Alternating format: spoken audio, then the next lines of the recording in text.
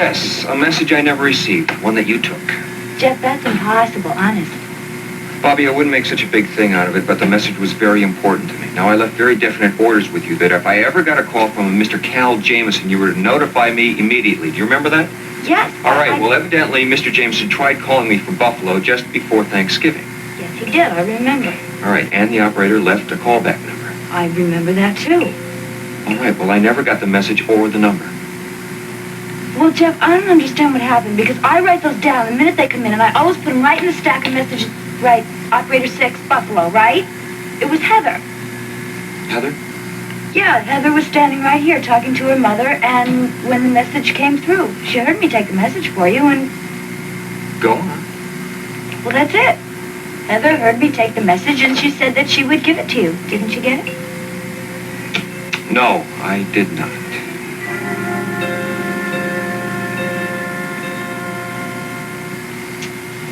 You never stop, do you, Cal? Stop what? Looking for the magic formula. How to get rich. Gotta keep working at it, that's the only way. You're just like your brother. You know, for as long as I've known you, you've always been looking to find a get-rich scheme. Harvey was no different, and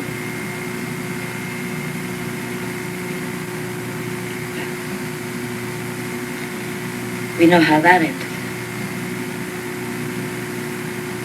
Why don't you give it up before it's too late? Before it's too late for what? You know what I mean. There's a bottom line to everything. Look, why don't you just stop right now? Get yourself an honest job. An honest job? Thelma, do you know what an honest job is? It means working in a factory, having some guy stand over you and tell you what to do all day. Well, it's not for me. Oh, why do you have to bring something like this up now? Because I'm worried about you. You're so nervous, always going through that little book, always on the telephone. I know that I've caused a lot of trouble around here lately. That doesn't matter. Well, I mean, the food, the rent, the phone bill. None of it would matter. It's just that I have so very little of my own. You do know that, don't you, Cal? Yes, I do know that, Thelma, and I'm going to pay for it. I'm going to make it up to you. I got a plan, and everything's going to be changed. It's going to get better. Such familiar words. It could be Harvey standing right there saying them to me.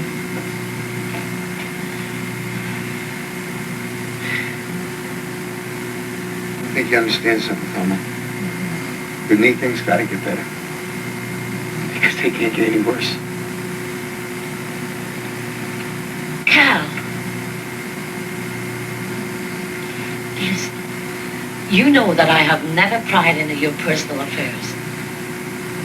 But I do know that you did not come up here to stay with me out of choice. No, I didn't. And you're afraid. Yes, I can tell. I learned from watching your brother. So jumpy. Always peering out of windows, tightening up whenever somebody comes to the front door. That's no way for a man to live. It's no way that I want to live either, Thelma. But this time it's going to be different. Don't you see? I got a plan. Things are going to change. Cal, I have to ask you for the money you owe me. You know I wouldn't. It's just I have all these bills piling up on me. Listen, I understand. Okay, Thelma? I understand. I had a big deal that just didn't quite come through, but there's another one. It's a smaller one. It won't bring up as much money in, but it'll be a beginning. It sounds so familiar. Thelma?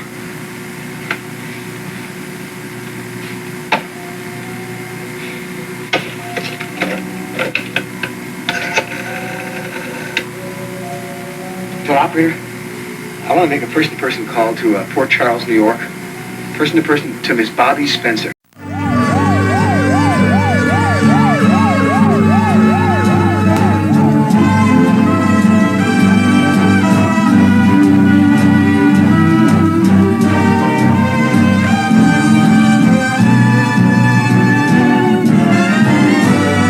Miss Spencer, who's calling?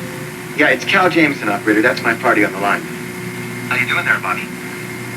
What do you want? You weren't very friendly the other night when I sent you the note over to your table at the restaurant. I'm sorry, but I'm on duty right now, and I am very busy.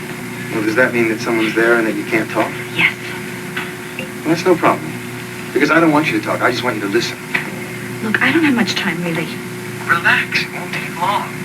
Now, obviously, you don't want to be reminded of your cousin Lorraine or the time you spent in Jacksonville. I am sorry, but you're still wrong about that. I am not wrong, Bobbie. In fact, I can get proof that everything I remember about you is right on the nose. Now, you wouldn't want me to have to do that, would you? I have nothing more to say. I suppose that means the answer is no. You mean to tell me you'd like me to expose your secret? Well, I won't. I'll gladly keep it for a small fee. Look, I'm sorry, but I have to get back to work now, and I really mean it. Well, I just think perhaps we better talk at another time when you don't have to worry about who's listening. Now, what's your home number? I tried to find information for Charles' information there, but you're not listed. And, Bobbie. Yes? Don't try giving me the wrong number. Because I really don't like wasting time and money to find someone who's double-crossed me. See, if you tried that, I'd get very mad. And then I'd have to call the hospital executives and tell them what I know about you and the time you spent with your cousin Lorraine in Jacksonville.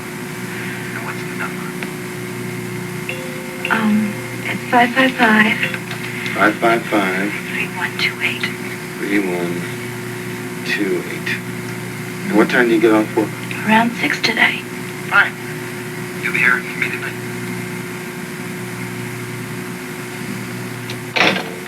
What are you staring at? You. You look scared to death. Chris, you're imagining things. No, I'm not. No, I'm not. You look scared to death. That's why I'm waiting here to see if I can help. Thanks, Chris, but I don't need any help. That was just somebody that wanted to talk to me. Somebody that I didn't want to talk to while I was on duty, and they will get me a Jesse's later. Oh. Listen, terrific news. Oh, that. No, really, really terrific. I got tickets to the opening of that roadshow musical. Opening night from one of the patients. What do you say? You and I go and make a big night of it. Oh, thanks, Chris, but I'm sorry I can't. Big plans, eh? Yeah, you might say that. Well, I am very disappointed, but I'll let you make it up to me if you'll have dinner with me tonight. Sorry again, Chris, but I really can't. I've got a lot of stuff to take care of at home, and I've got to wait for that call to come through. You're gonna let that stop you? You didn't sound very eager to talk to whoever that was anyway. Yes, but I've got to. Fine.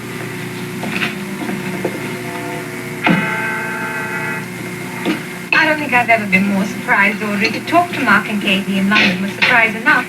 And then when they invited me to stay with them... And you are going, of course. Yes, I hope so, if the travel arrangements can be worked out.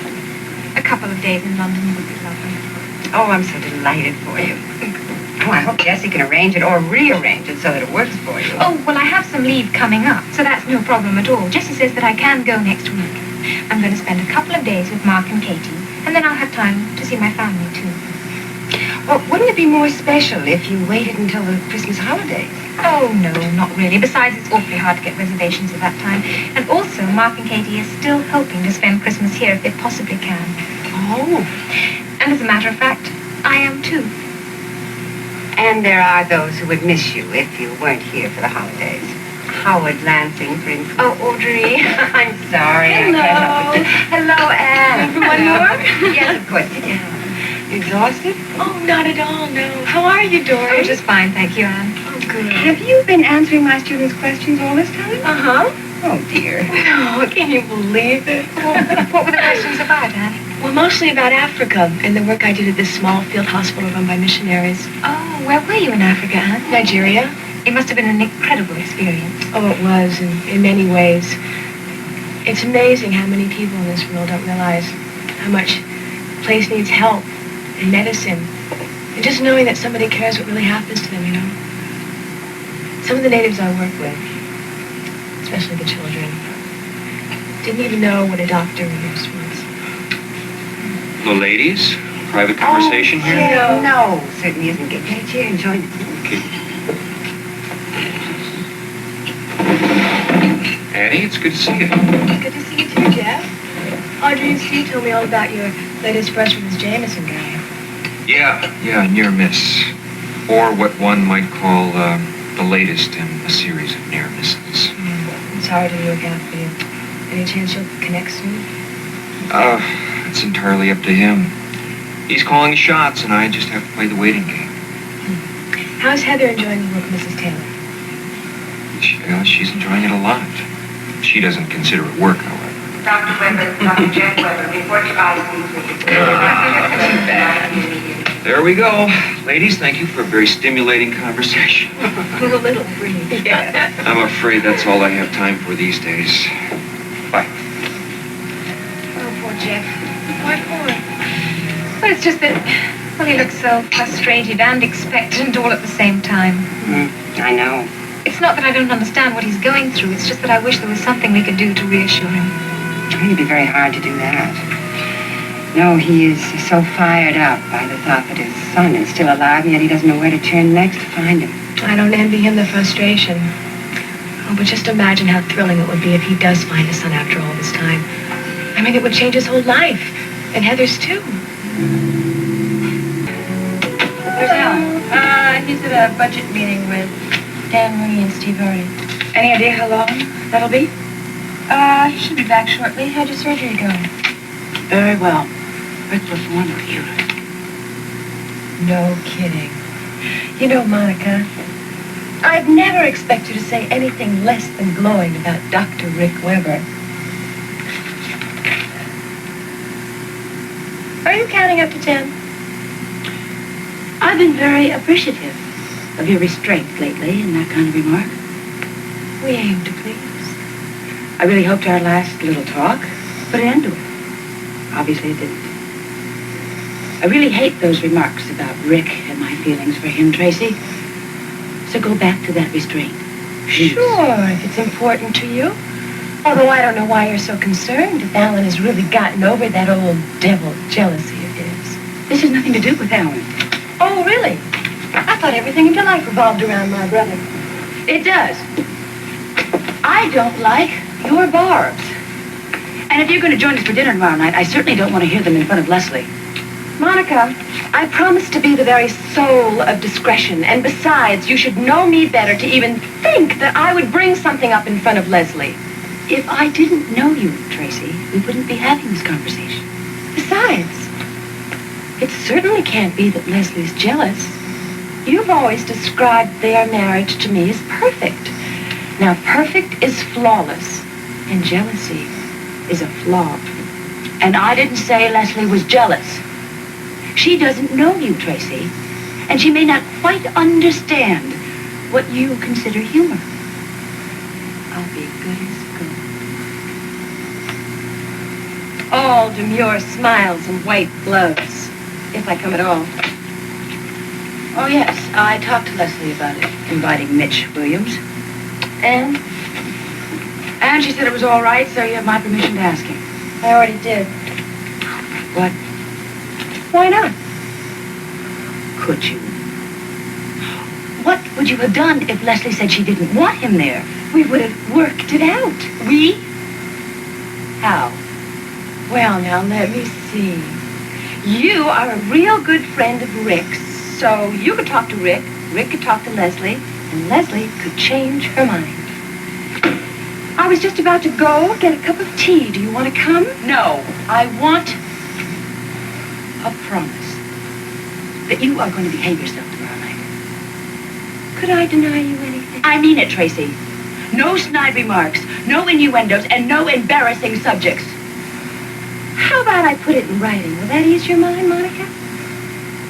Not necessary. You know, Monica, you're acting as if you've never given a dinner party before. What is it particularly that's making you so edgy? I'm not edgy, Tracy. I would like a nice, quiet evening. That's what I want. Understand? Understand. Tell Alan I'm going to stop by this again. I will, and while we are on the subject of your old pal, Gail... We weren't. We are now. I heard via the hospital grapevine she's seeing a shrink. True?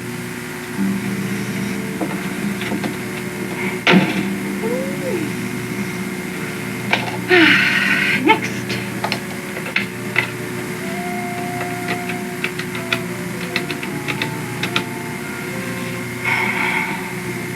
Hi, Gladys. How are you today?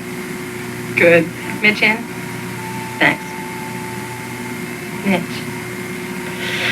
I'm so glad I found you in. How are you?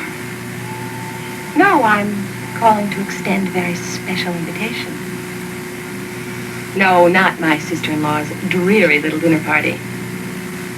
I'm talking about the governor's ball in January. What? Well, of course I've been invited. The invitation just arrived this morning, and I want you on my arm. Of course I'm serious, Mitch. I'm always serious when I talk to you. I should be getting on my way home now. I'll get Tommy in from outside and have him ready for dinner by the time you and Steve get home. The way Tommy attacked that Thanksgiving meal, I would think he'd never be late for dinner. Oh, he isn't, believe me. But Tommy would just as soon play football rather than wash his face and hands. Nice to see you again, dear. Thank you, Anne. I hope we see each other soon. Me too. And thank you for taking care of my nurses. Oh, it was fun, really. Bye-bye. Bye. Bye-bye. What a refreshing young woman she is. Will she be visiting with you long? Well, I am trying to persuade her to stay on in Port Charles for a while anyway. Oh, I would love to see her go back into nursing eventually. Oh, doesn't she want to? I don't know. I keep thinking that if I expose her to the hospital enough, that maybe it will weaken her resistance. Well, why doesn't she want to? Oh, there are a lot of reasons. She spent so much time nursing her father these past 2 years. She really hasn't had any time for herself. Well, what does she want to do? I don't think she knows yet. And she is a very cautious person. I mean, she's not the kind of girl who will jump into something and then 6 months later change her mind. Very unique attitude. Oh, these yes, days. very unique. She is so special. And she really has been since the day she was born. Hello, ladies. Monica! Well, you arrived just in time. I did? Yes. What for? Well, to sit and talk to Gail, because I have to get back to work, finish some papers, and see if I can get Steve out of the office so we don't get home too late. Nice talking to you. Have a nice evening. Thank you. The same to both of you. Oh. See you later. Scotty told me to be here.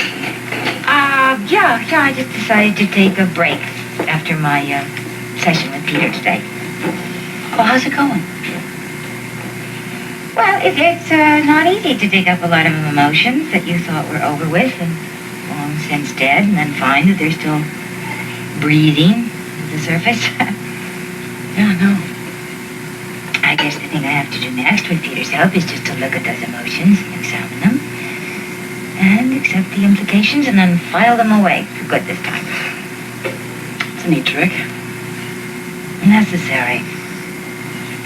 Yeah, what happens to emotions you can't seem to control? No matter how hard you try to file them neatly away, you just can't seem to do it. Do you have something specific in mind? Specific? No. I'm just thinking out loud. How's it?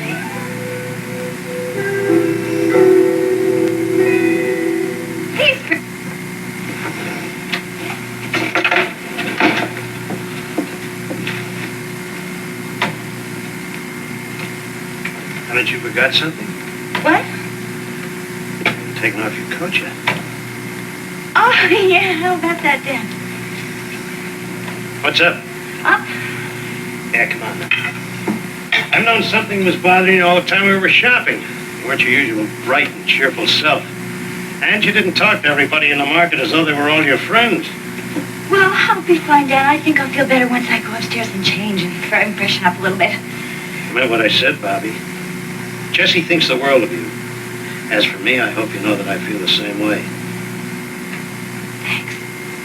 It's nice to know. What I'm trying to say to you, Bobbie, is that I'm here.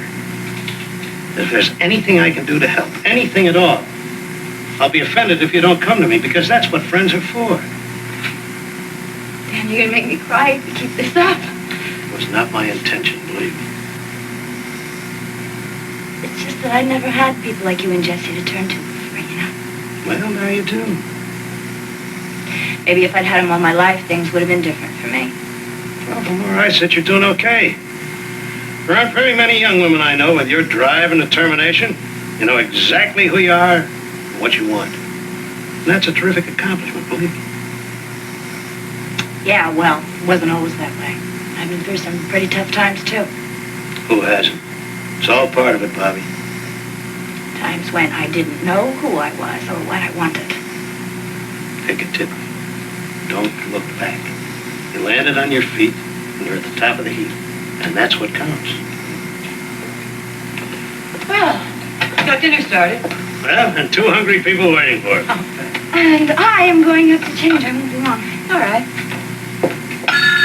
I'll get that. Hello? Hello, Jessie. It's Dorrie. I wanted you to know that I've completed plans for my trip to England. Everything's in order, so I will be taking my leave. Oh, Dorrie, that's wonderful. I'm so glad for you. I'll make it official tomorrow. I'll put it on the schedule. Well, I will keep you, but the travel agent just called, so I thought you should know. Oh, well, thanks so much for calling. Bye-bye. Yeah. Bye-bye. That was Dorrie. She's going to England to visit Katie and Mark. Wish I were going with her. Then maybe England wouldn't be far enough.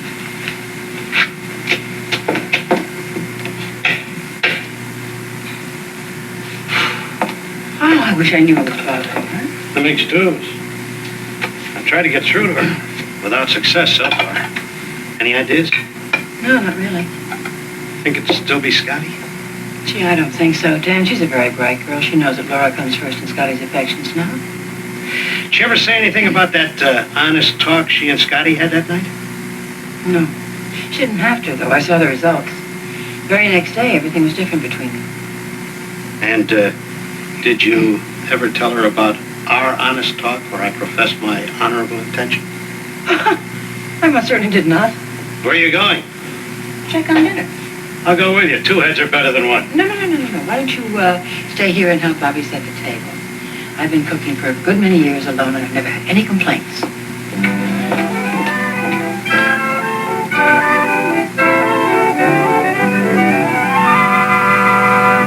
It's going to be the largest fundraising Christmas party Port Charles has ever seen. And you've made arrangements to accommodate a cocktail party this size? You bet. The Harbor Towers has promised to give me the main ballroom. Gift? Free of charge. I'm impressed. I thought I'd combine it with a big tree and lots of presents, but this is the really genius part. What do you think about orphans and underprivileged children? I thought we'd pack the place with them, and in the true spirit of Christmas giving, share with those less fortunate. I'm pleased to hear you say something like that, Tracy. You don't think it'll bother Monica, do you? Why would it?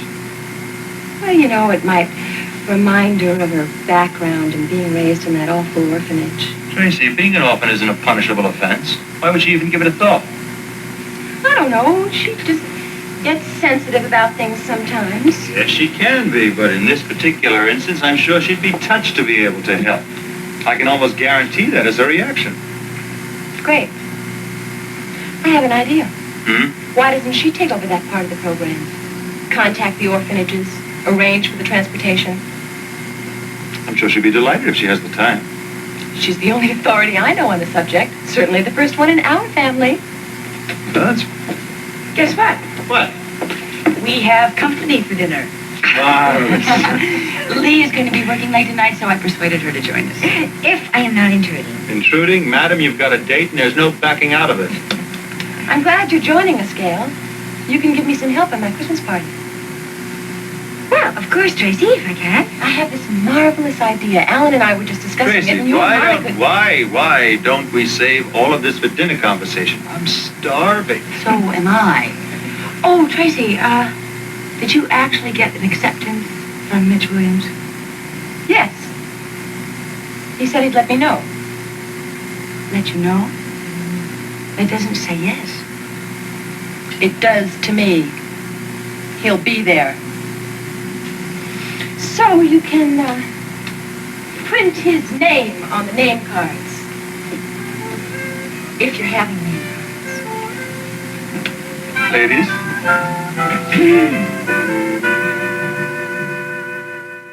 Mrs. Hardy, Yes. Oh, thank you. good night. Say hi to Tommy, will you? Oh, he keeps asking when you're coming out to see him again. Tell him very soon.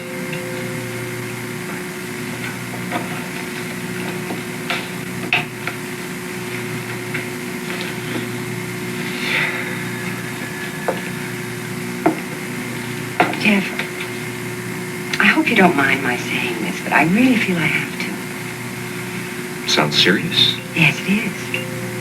I'm worried about you. Why? Well, I know how disappointed you were about not connecting with this Jameson man, but I can see how deeply frustrated and nervous this is making you. It's just something I have to take care of, that's all. Audrey, there is a big chance that my son might still be alive somewhere. Of course I'm going to be a little nervous and uptight. No, but you mustn't let it overshadow everything else in your life. Look, you've got a career, you have a wonderful girl you're married to. And she is carrying your baby. So if this mystery about Stephen Mars can be solved, then you and Heather will solve it together. But in the meantime, enjoy all the wonderful things you have right now. Come here, Mrs. Hardy. Thank you. Thank you. Yes, I have been feeling a little low of late. But you're right in what you say, and I won't let it happen. You know, I don't know what I would do without you and Steve to help me through rough times like this. Oh, well, you don't even have to try by yourself. We love helping people we're fond of. You know, I may have some remote talent for medicine, but when it comes to expressing sentimental thoughts, I'm not much good. But with you and Steve, I mean, just knowing you're there, it's almost like having my parents back. Why, thank you for saying that. That's a lovely compliment. And I'll tell Steve you said it. It'll mean a lot to him, too.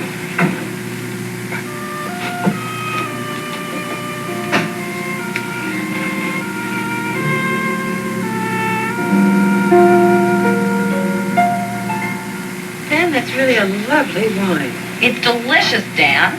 It's the same wine we had the night that Katie and Mark were here. Remember, Bobbie?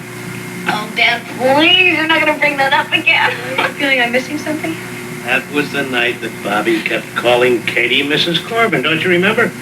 Even though Katie and Mark had been married for weeks. Yeah. I was so embarrassed I could have died, and then Scotty caught me on it, too. Bobbie, you know what you're doing? Laughing. I feel a lot better now. It's good to hear it again. Keep it up. What time is it? It's 7 o'clock and I should have dinner on the table. Oh, I did it help, John. Not a thing, it's all under control. I'll get it. Oh, don't get up, we'll get it. Hello? Yes, she is. Hold on a moment. It's for you, Bobbie. It's long distance. Be right with you. Got it, Jesse. Okay.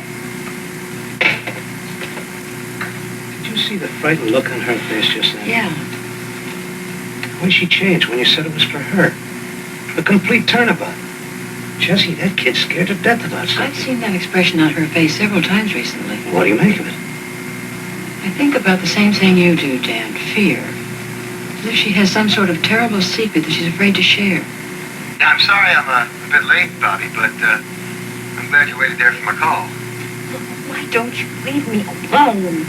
Well, I can't. Not personally understand. It's just the way the dice fell. I happened to walk into the hospital, and there you were, right out of the past. But I'm telling you, I don't remember you. Now, look, I'm not trying to do you any harm. Let's get that straight. I just want to keep your secret a secret, same as you. I mean, you don't want anybody in Port Charles to know about Jacksonville, do you? No. So what do you want? I want $500. $500? Yep. And I want you to send it to the address I'm going to give you. Where do you think I'm going to get that kind of money? Look, don't pass your problem on to me. I've got plenty of my own. But I can't get it. I am telling you, I'm a student nurse. I'm working my way through nursing school. Have you any idea how much money I make? No. And don't tell me because I'm not interested. You can raise the money if you want to. I think I'm being very modest in my demands. Sure. But I mean, listen, I'll tell you, if I thought I could afford, and you could afford more, I'd ask for it. I happen to be a little short of money right now, and listen, I wouldn't be bothering with such penny ante games if that wasn't the problem. So why don't you just get a pencil and take down this address, okay? No. You realize that I have enough information on you to have you thrown out of that nursing school. Look, it's my word against yours, and you're a known criminal. I know that because I heard Dr. Weber say that your name is on a wanted list of men in this state. So you don't leave me alone and stop bothering me. I'm going to do exactly what Dr. Weber did. I'm going to call the district attorney's office. Besides, everybody around this hospital knows that you were trying to sell Dr. Weber some kind of information about his baby. Listen to me, Bobbie. One thing has nothing to do with the other. I think it does. And you don't scare me one bit, not one bit, so you just go right ahead and tell anything you think you know. Oh, you don't really mean that, Bobbie. Listen, let me give you something to think about. Number one, it isn't just my word against yours. See, I've got other people who can back me up. Number two, I've got some very interesting pictures. Pictures and letters. And if you force me to it, I swear I'll just have to bring them out. Oh, please, don't. That's better. I knew you'd see the light. I'll get the money somehow. And you'll keep your mouth shut about it, right? Right. You won't tell Dr. Weber or anyone else about our little transaction? No. Because if you do, Bobbie, those pictures will be sent to the head of the hospital. You understand? Yes. Okay, you wanna go and get a pencil and paper now? Got it. Good. You send the $500 to this address. Well, you've had quite a day. You're going to eat a good dinner, and then you're going right to bed. You will spoil me. I hope so. I'll get that, Heather. Thanks. Hey, Jeff, Hi, come on dear. in. Hi, Diana. Hello. Hi, sweetheart. I'll be right there. Okay, let me take your coat, Jeff. Fine. Heather is in the kitchen, making a little magic, and we're looking forward to the results. Oh, why don't you join us? Come on, stay. Oh, I don't know. No. Since your wife is doing the cooking, you ought to share on the bounty. Besides, the last time you were invited for dinner here, you didn't make it. So, you owe us a pleasure of at least one dinner. Well, what can a guy say in the face of that kind of logic? Good. Listen, where's PJ? He's asleep. Hi. Hi. Boy, is it good to see you. Well, it hasn't been that long. No, what I mean is I'm glad to see you so I can tell you how sorry I am for, well, behaving so badly lately. Oh, don't be silly. No. I should never allow myself to get into that kind of mood. Especially when I have so much to be grateful for. Yeah, me too. You know, I just left Audrey and she told me something that kind of brought me up short. Honey, I think I've been acting pretty selfishly lately. Look, let's not even talk about it or even think about Cal Jameson or police reports until something concrete happens. My sentiments, exactly. Shall we toast on that? Yes, thank you. Thank you. Listen, I'm sorry for laying all this soul searching on you two here. Oh, don't apologize. Diana and I take an inventory of our blessings all the time now. On an hourly basis recently. Yeah, well, I've taken a little inventory myself, thanks to Audrey, and I couldn't be luckier. Oh, I feel the same way, Jeff. I really love our life together. You know, there's just one thing missing. Something that we both want very badly and don't quite have yet. So, here's to my wife and to that thing that is still missing. Our new baby boy. Here, here.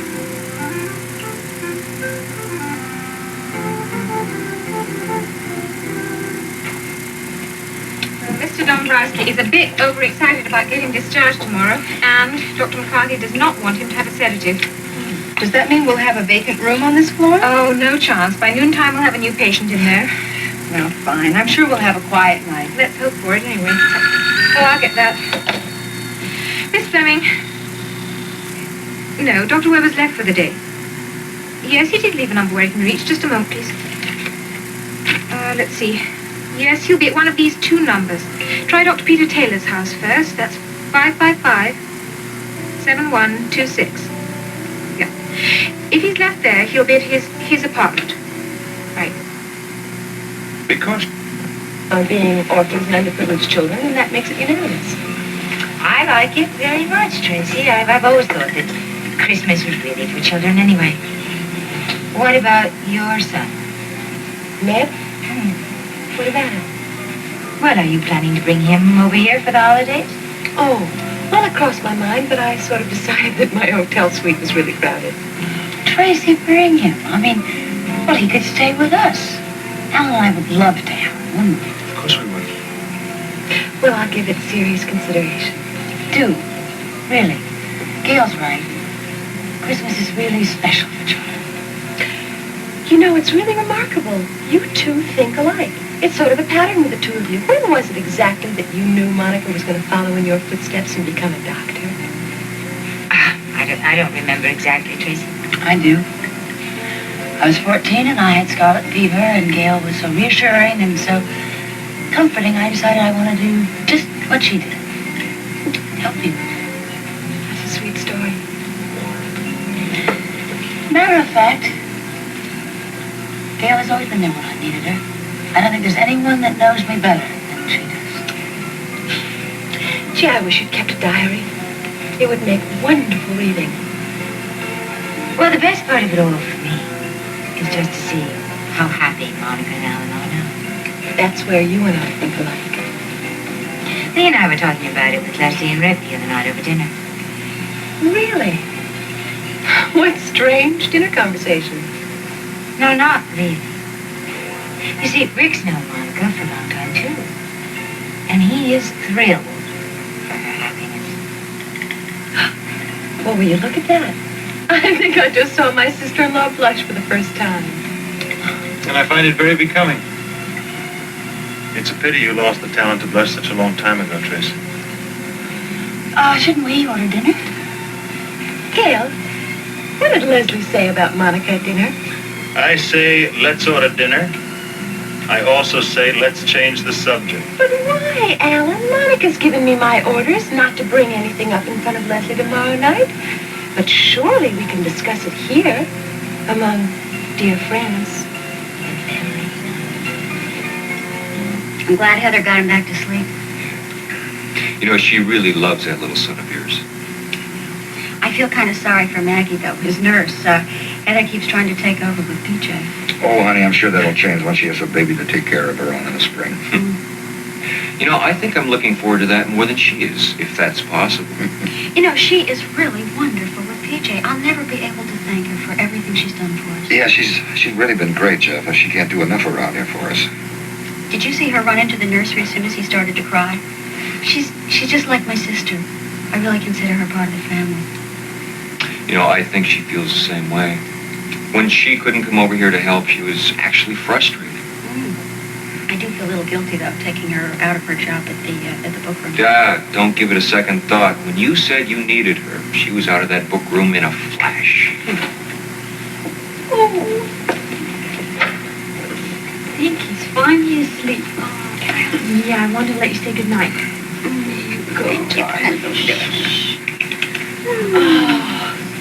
You know, Diana, I really hate the way Maggie dresses him. Really? Why? Well, she doesn't take the trouble to match his clothes. Haven't you noticed? Oh, boy, poor Maggie. I pity her having to please two doting mothers around here. Oh, I'll get it.